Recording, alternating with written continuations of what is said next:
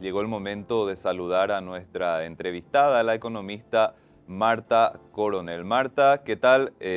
Un placer que puedas compartir con nosotros aquí en Proeconomía y Finanzas. Buenos días, ¿cómo están todos? Un gusto estar con ustedes, compartir este espacio. Marta, te queríamos consultar respecto al tema inflación, un tema que causó muchísima preocupación en los últimos años. Todavía hay un manto de dudas respecto a la evolución de precios. ¿Cómo arrancamos el año 2023 en materia de inflación? Bien, enero, como todos los años, arrancó con una inflación mensual algo elevada. Ocurre que es un mes en que salimos, nos vamos a retiro de vacaciones. Si bien es menor medida que antes, entonces, de igual manera, como los precios están altos, hace que gastemos más. Entonces, se presiona un poco la inflación normalmente en enero.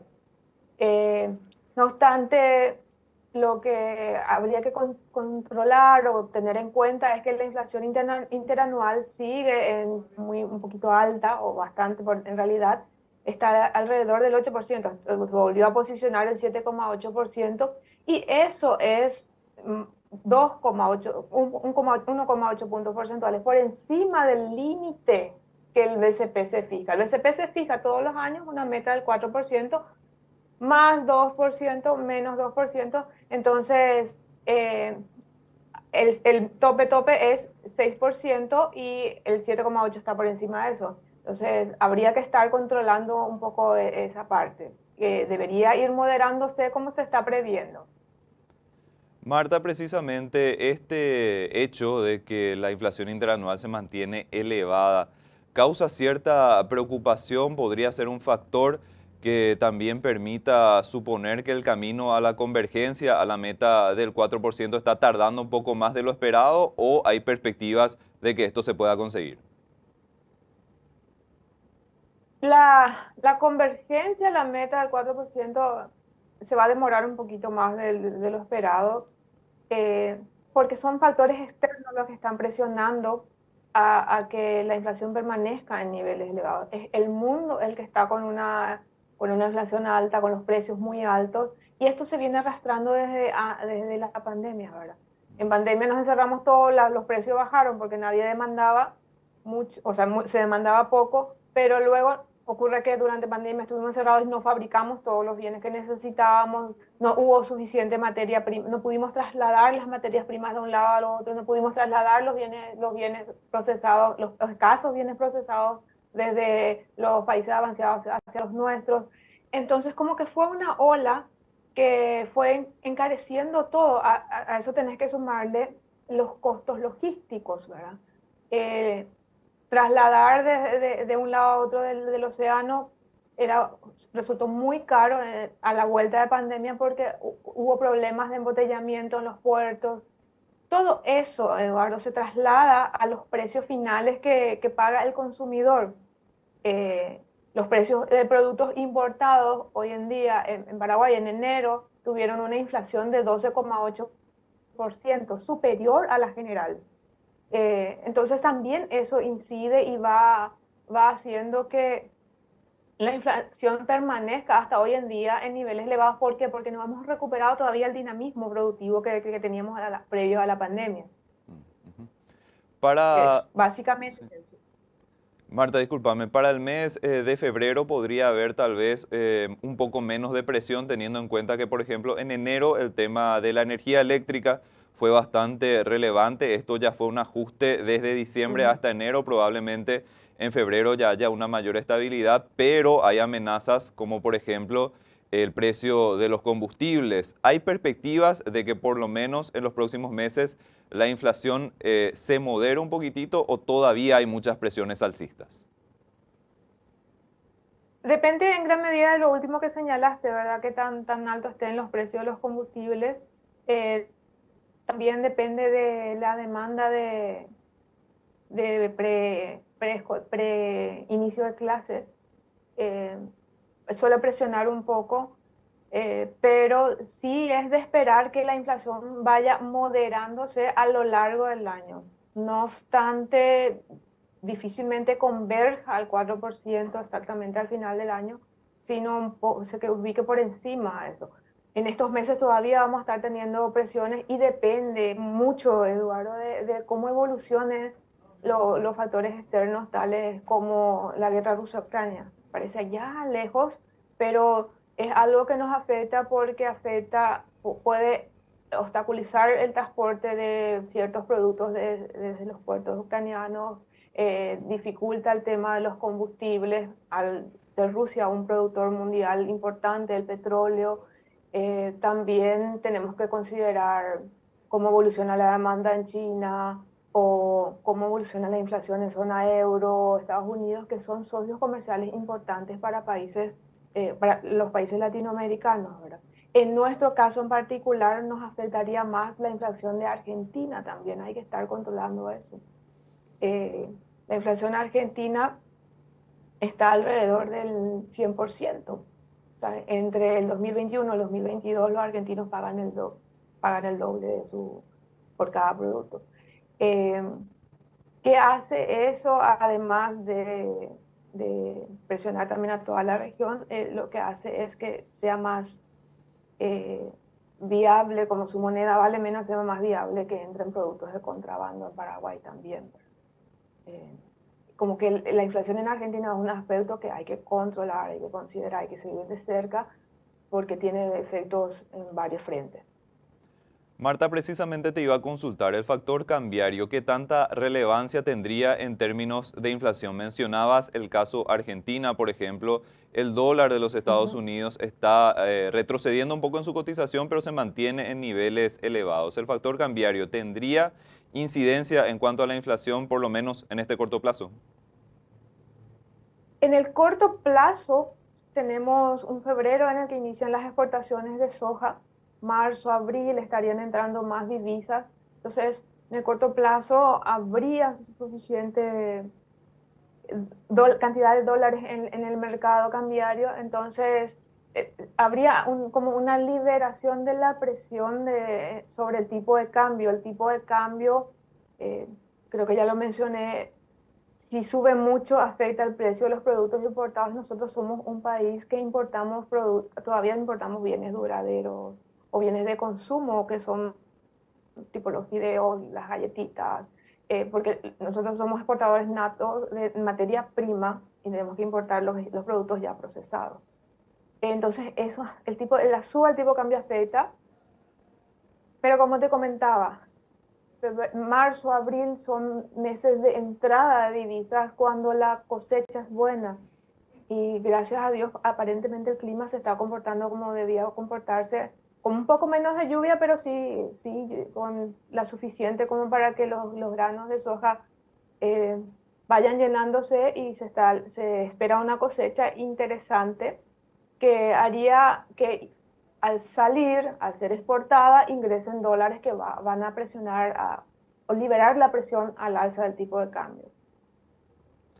Marta, siempre me parece importante recordar que cuando hablamos de inflación hablamos del bolsillo de la gente, evidentemente, pero que sobre todo en los últimos años hay una importante pérdida del poder adquisitivo de las personas. Esto también tiene mucha relación con la debilidad de ingresos que se generó en este periodo post pandemia. Hay un impacto muy pronunciado en los últimos años en cuanto al poder adquisitivo, Marta, que tendríamos que ver la forma de ir recuperando. ¿Qué te parece? Es correcta tu apreciación, Eduardo. Eh, en países como el nuestro, de bajos ingresos, porque en nuestro país hay una diferencia importante entre el ingreso de las 700.000 personas más ricas y las 700.000 personas más pobres. En promedio tenemos bajos ingresos. Eh, la inflación hace que la capacidad de las personas en adquirir bienes se vaya reduciendo. eh, en realidad en todos los países, pero te explico por qué afecta más en países como el nuestro, porque cuando uno tiene ingresos bajos, destina una mayor parte de sus ingresos al consumo, ¿verdad? A comprar los bienes que le permitan tener una vida digna, entre comillas, ¿verdad? alimentos, vestimenta, servicios, educación, le queda muy poco margen para ahorrar. Cuando suben los precios, lo que ocurre es que cada vez puede comprar menos bienes. Si antes podía comprar 2 cuadernos con 20.000 guaraníes, ahora con 20.000 guaraníes probablemente compre uno y medio y no hay un cuaderno y medio, ahora no termina queriendo uno. Entonces, la inflación lo que hace es afectar la capacidad de adquirir bienes y servicios de las personas, reduce esa capacidad y con ello reduce la calidad de vida de las personas. Eh, es por ello que se tienen metas de inflación y se está actuando desde el lado monetario que ataca un solo lado de la causa de la inflación, como yo te comentaba, que era, venía al lado de la oferta. Hoy en día también incide la demanda. Estamos ya trabajando, demandamos bienes que no existen o que no existen en cantidad suficiente. Y el BCP está haciendo lo que puede hacer desde su lado, que es la política monetaria, subiendo las tasas para tratar de retirar dinero del mercado.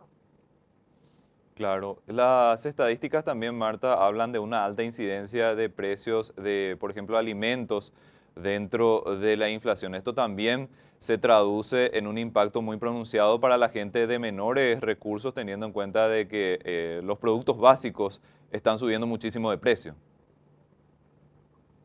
Sí, el impacto es grande en países como el nuestro porque, como te decía, una familia promedio destina una proporción muy grande, si no es el 100% de sus ingresos, a lo menos el 80-90%, algunos se endeudan y luego no pueden pagar la deuda. Entonces, eh, es como una espiral de sumergirle a ese grupo de personas en